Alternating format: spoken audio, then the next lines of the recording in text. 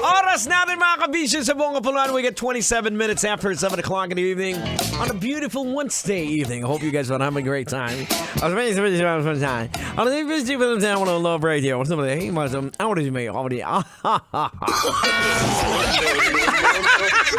Naalala mo ba yun nung bata kayo pag nagkukwentuhan kayo? Gusto mo magsalita ng English. Sasabihin mo sa kalaro mo, o sige, mag-Englishan tayo ah. No, actually. Ay, big shoutout muna sa mga nakatutok sa atin dyan. Basic, nakatutok sa atin to. Sa Asian Antibiotics Inc. na nakikinig ngayon. Mamaya pa ba, may OT daw ngayon eh. O, mamaya pa daw mag-grab. Alan Soria, maraming salamat, boards. Basic, laging nakatutok yan. Mga grab drivers natin, basic yan na nakatutok sa Love Radio. Eto na mga kabisyo.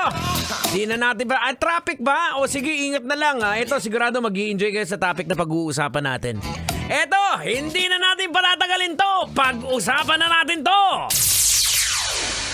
Viral na debate ni Lagman at Marcoleta sa plenary tungkol sa till death do us part in the Bible.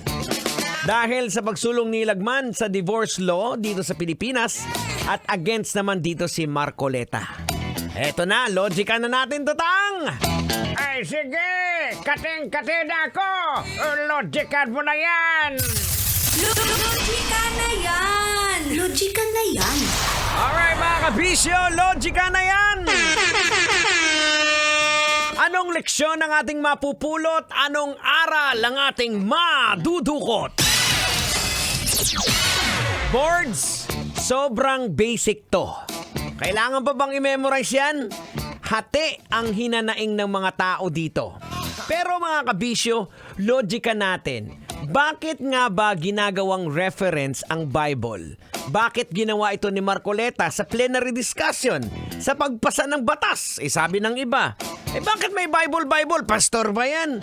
Bakit batas yung pinag-uusapan dyan? Ayan, so mga kabisyo, eto pag-uusapan natin. Alam niyo po ba yung preamble?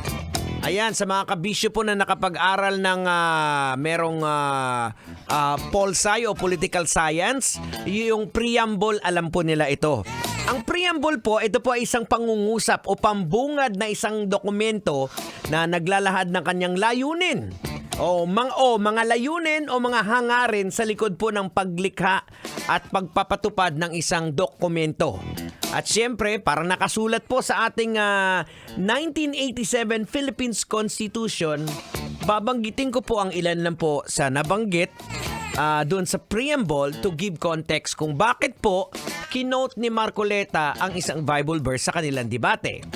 Ito po yung preamble na nakalagay sa ating Constitution.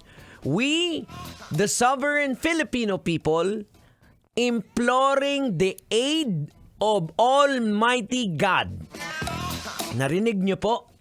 Imploring the aid of Almighty God. So kinakailangan po natin ng gabay, mga kabisyo, in order to build a just and humane society and establish a government that shall embody our ideals and aspirations, promote the common good, conserve and develop our patrimony, and secure ourselves and our posterity the blessings of the independence, blah, blah, blah, blah, blah, blah. Diba? So, gusto ko lang puntuhan po dito na sa preamble pa lang po ng ating Constitution, binubuo po ang isang batas.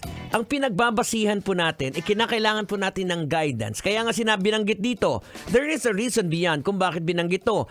Imploring the aid of Almighty God in order to build a just and humane society.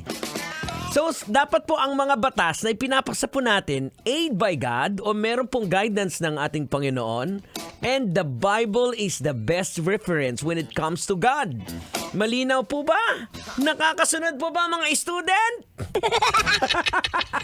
So kung sinasabi po ng Biblia, since the Bible is considered na hininga, the breath of God, so sinasabi niya po, actually, ito po yung kinote ni Marcoleta to give you more context. 1 Corinthians chapter 7 verse 39.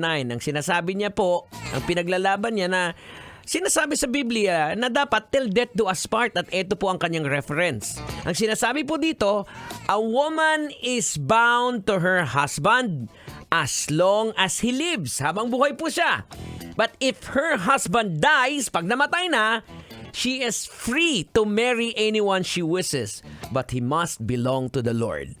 Malinaw po na sinasabi dito, pag namatay yung asawa, saka lang free na magpakasal sa iba. Kaya nga sinasabi, till death do us part. Wow! O ito po, para mas malinaw talaga. I-quote na rin din natin to sa Matthew chapter 19 verse 3 to 6. Makinig ha, ito ay story po ito, kwento po ito ni Jesus Christ.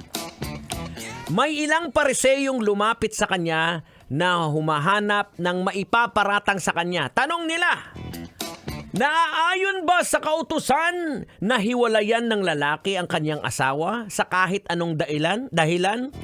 Sumagot si Jesus, hindi ba ninyo nabasa na pasimulay nilalang ng Diyos ang mga tao na lalaki at babae?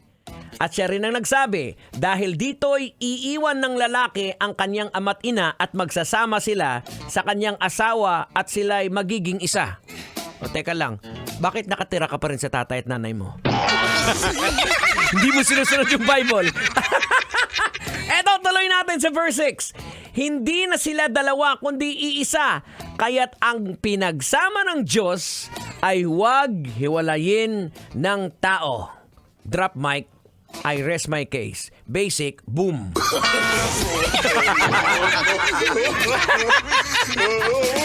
Diba? Malinaw! Ayan. Oh, may napulot ka na naman, ano? Di ba uminit katawan mo kasi nagbasa ako ng Bible verse? Alright, ladies and gentlemen, we're gonna slow things down a little bit. We got 34 minutes after 7 o'clock. And of course, you still got me. My name is Diego Bandido. Right here, Metro's #1, 90.7 Love Radio. Good evening, Metro. Kailangan pa bang i-memorize yan? Love Radio! Basic!